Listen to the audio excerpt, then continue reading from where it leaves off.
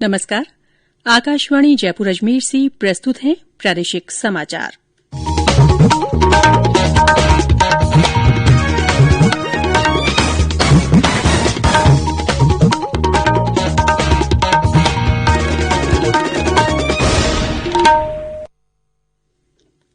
समाचारों के साथ मैं रितिका गुप्ता। देश में मौजूदा कोविड स्थिति की समीक्षा के लिए प्रधानमंत्री नरेन्द्र मोदी आज उच्च स्तरीय बैठकें कर रहे हैं। कोरोना से सबसे ज्यादा प्रभावित 10 राज्यों के मुख्यमंत्रियों के अलावा वरिष्ठ अधिकारियों के साथ आंतरिक बैठक में प्रधानमंत्री ने आवश्यक इंतजामों की व्यापक समीक्षा की। श्री मोदी का आज ही देश के प्रमुख ऑक्सीजन निर्माताओं के साथ वीडियो कॉन्फ्रेंस के जरिए बैठक का भी कार्यक्रम है। राज्यपाल कलराज मिश्र ने प्रदेश में कोरोना की स्थिति और नियंत्रण को लेकर मुख्यमंत्री अशोक गहलोत से बात की। राज्यपाल ने लोकसभा अध्यक्ष ओम बिरला, केन्द्रीय स्वास्थ्य मंत्री डॉ हर्षवर्धन और वरिष्ठ अधिकारियों के साथ भी प्रदेश के हालात पर चर्चा की। श्री मिश्र ने बताया कि केन्द्रीय स्तर पर आश्वासन दिया गया है कि राजस्थान में कोरोना मरीजों के लिए ऑक्सीजन की कोई कमी नहीं आने दी जाएगी। राज्य में कोरोना संक्रमण की रोकथाम के लिए चलाए जा रहे जन अनुशासन पखवाड़े के तहत समझाइश और चालान का काम जारी है। जिलों में प्रशासन और पुलिस की ओर से लगातार सख्ती बरती जा रही है। जालौर में कोविड गाइडलाइन की पालना नहीं करने पर 472 लोगों के चालान काटे गए।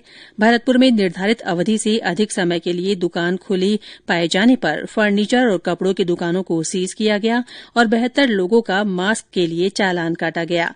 टोंक में जिला कलेक्टर ने अस्पताल और इंदिरा रसोई का दौरा कर कोरोना गाइडलाइन का सख्ती से पालना के अधिकारियों को निर्देश दिए। इधर जालौर में आवश्यक वस्तुओं की दुकानें सुबह 6 बजे से दोपहर 12 बजे तक खुली रहेंगी। वहीं सावों को देखते हुए कई जिलों में इलेक्ट्रॉनिक आभूषण और कपड़ों के प्रतिष्ठान भी खोलने के लिए विशेष छूट दी गई है। कोविड टीकाकरण अभियान के तहत देश में अब तक 13,54,78,000 से अधिक टीके लगाए जा चुके हैं। इस बीच कोरोना संक्रमितों की कुल संख्या 1,62,63,695 हो गई है। वहीं इस बीमारी से देश में अब तक 1,36,48,000 से अधिक मरीज स्वस्थ हुए हैं। इधर 1 मई से शुरू होने जा रहे कोविड वैक्सीनेशन के तीसरे चरण को लेकर जरूरी तैयारियां की जा रही हैं। तीसरे चरण में 18 साल से अधिक आयु वाले सभी लोग भी कोविड का टीका लगवा सकेंगे। इसके लिए पंजीकरण इस महीने की 28 तारीख से शुरू हो जाएगा। केन्द्रीय वित्त मंत्री निर्मला सीतारमण ने भारतीय बीमा विनियामक और विकास प्राधिकरण इरडा से कोविड मरीजों के कैशलेस उपचार के दावों की समय से स्वीकृति सुनिश्चित करने को कहा है। कुछ अस्पतालों द्वारा कोरोना की कैशलेस बीमा मना करने की खबरों पर वित्त मंत्री ने इरडा के अध्यक्ष एस.सी. खूटिया से बात की। ट्वीट कर श्रीमती सीतारमण ने कहा कि पिछले साल मार्च में कोविड को समग्र स्वास्थ्य बीमा में शामिल किया गया था। कैशलेस सेवा नेटवर्क अस्पतालों के साथ साथ अस्थायी अस्पतालों में भी उपलब्ध है। श्रीमती सीतारमण ने बताया कि बीमा कंपनियों ने अब तक 8,642 करोड़ रुपए के 9 लाख से अधिक कोविड से जुड़े दावों का निपटान किया है।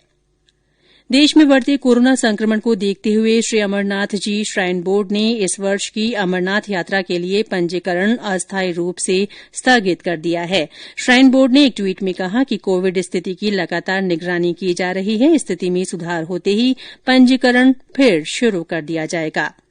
प्रधानमंत्री नरेन्द्र मोदी इस रविवार 25 अप्रैल को आकाशवाणी से मन की बात कार्यक्रम में अपने विचार साझा करेंगे। ये इस कार्यक्रम की 76वीं कड़ी होगी। प्रदेश में हाल ही में हुए मौसम में बदलाव के बाद लोगों को बढ़ते तापमान और गर्मी से निजात मिली है। जहां कुछ दिनों पहले अधिकांश जिलों में दिन का तापमान 40 डिग्री से ऊपर बना हुआ था, वहीं इन दिनों तापमान सामान्य बना हुआ है। इस बीच मौसम विभाग ने आज जयपुर, बीकानेर, जोधपुर और अजमेर संभागों में फिर से मेघ गर्जन और हल्की बारिश की संभावना जताई है। पश्चिमी और सरहदी जिलों में आंधी चल सकती है। और अंत में कोरोना जागरूकता संदेश। कोविड-19 से बचाव और सुरक्षित रहने के 3 उपाय। मास्क लगाएं, 2 गज दूरी है जरूरी, सुरक्षित दूरी रखें, हाथ और मुंह साफ रखें। इसी के साथ प्रादेशिक समाचार बुलेटिन समाप्त हुआ। हमारा अगला बुलेटिन राजस्थानी में दोपहर 3 बजे प्रसारित होगा। नमस्कार।